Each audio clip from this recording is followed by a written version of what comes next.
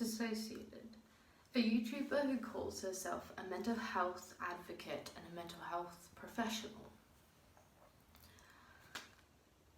I'm here to point out a lot of the misinformation and misrepresentation that DissociaDID has on an amount of communities, particularly the ROACE community and the DID community itself.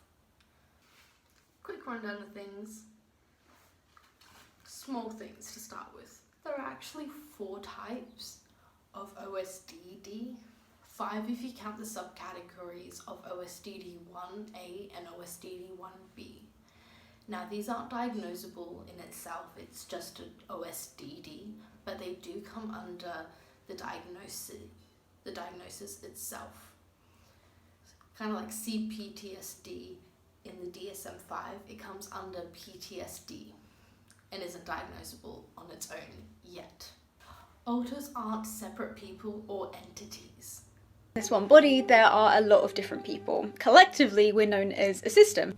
And I'll come back to that one in just a sec as I explain further the truth of how alters aren't actually separate personalities in themselves, but only fractures, so fragments of one whole personality. Alters can't have different disabilities or disorders from the body. They can think that they do, and I'll come back to that in just a second, but something the body doesn't have, they don't actually have. I'm an Asian man. DID isn't more common or just as common as schizophrenia or bulimia. The stats for them vary quite wildly. The affects between 1 and 3% of the population. Somewhere between 1 and 3% of the population. More common than schizophrenia. Not as rare as people think. More common than schizophrenia. Exactly the same percentage of the population has red hair. Just as common as bulimia. Now I want to talk about the misrepresentation of the asexual community.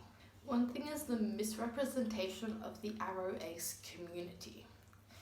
Now there are no studies that I could find, please correct me if I'm wrong in the comments, but there's no studies that I could find stating or confirming that you can be a sexuality due to trauma. You cannot become aromantic or asexual due to trauma. You can become sex repulsed and hypersexual as a trauma response. And while sexuality is a spectrum, the opposite of hypersexual is not asexual, it's hyposexual. But even so, sex repulsion and asexuality are 2 separate things. The definition of asexual is someone who feels little to no sexual attraction or desires to engage in anything sexual. Hypersexuality, also known as compulsive sexual behavior disorder, aka sex addiction, oh my god if I can say that word, is an intense focus on sexual fantasies, urges, arousal and or behavior that can't be controlled. It is not the opposite of asexual, nor is it even a sexual orientation. Hypersexuality and sex repulsion can both be developed due to trauma. People don't become bisexual, lesbian, gay, etc. due to trauma. There is no studies that I can find supporting that idea. And because you were born as that, I don't really see how trauma can change that. Also, sexualities can't be developed like hypersexuality and sex repulsion can. Prevalence of DID is a big thing that I find in Kaya's videos. DID affects between 1 and 3% of the population. Somewhere between 1 and 3% of the population. More common than schizophrenia. Not as rare as people think. More common than schizophrenia. Exactly the same percentage of the population has red hair. Just as common as bulimia. DID isn't more or just as prevalent as schizophrenia or bulimia. I see that mentioned a lot. Due to the restrictions presented in the data pool of all of the research papers and journal articles around the statistics and prevalence of DID is very, very small and restrictive. It's iffy at best, and the statistics land somewhere between 0.1 and 1% of the population worldwide. Obviously, it increases in inpatient settings, where it goes between 0.5% and 3% of all inpatients. Schizophrenia and bulimia both come in the 0.3%, with bulimia being exactly 0.3 and schizophrenia being a slightly bit more at 0.32% worldwide. The data pool and statistics matter immensely, as they can easily be manipulated, misrepresented, and used to kind of push another point. Alters aren't separate people or personalities. Following the theory of structural dissociation, every child starts off with an unintegrated personality, that being the angry self, sad self, happy self, hungry self, etc. Typically around the age of 7 to 9, although some psychs say it's even as low as the age of 4, some say it's as high as the age of 10, really depends who you ask and what research you do on yourself. You do for yourself, I should say. Around the ages of 7 to 9, these parts integrate into one full or whole personality. If a child goes through repeated trauma before the personality integrates, it can cause amnesic and traumatic barriers, meaning that the trauma that this child goes through is blocked from the memory and attached to another part.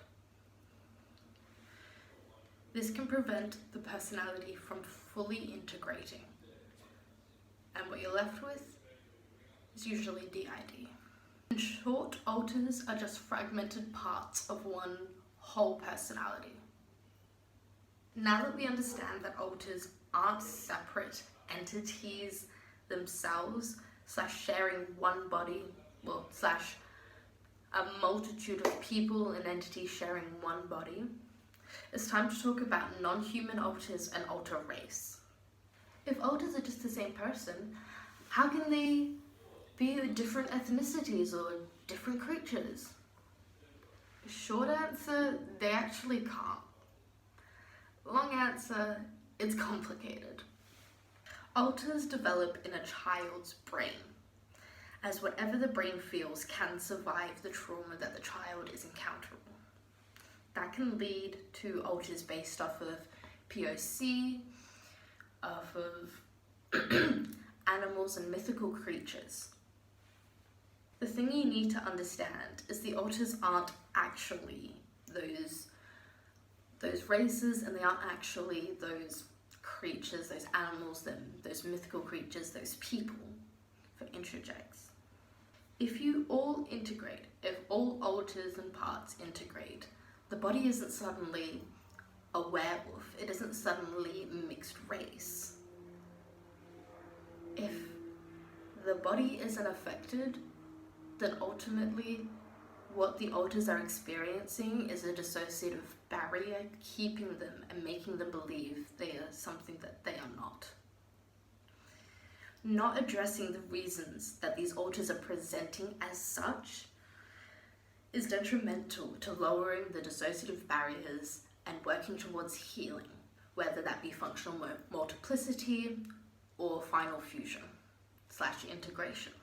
So dressing up as a Black Indigenous person of colour and monetizing that for money while pushing harmful stereotypes around the sexualization of Indigenous women in America, that's fucking disgusting. I'm just gonna say that straight up. That's not cool, that's straight up racist. No, absolutely not. The flirting with minors and the minor comment interaction, particularly in their 18+ TikTok accounts, which they, say over and over again is 18+, minors do not interact, and they put that responsibility on the minors. I'm gonna let these screenshots speak for themselves. Thank you. For you, my lady. We can work on the gag reflex.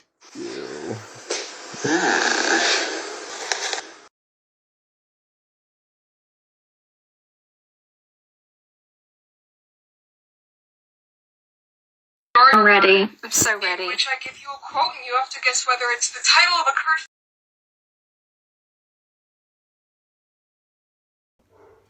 Why hide behind anonymity? I've never needed to before and I won't start now. Kaya, however you want to go by, I wouldn't do it anonymously. I have a platform here and I speak what I say and I stand by what I say.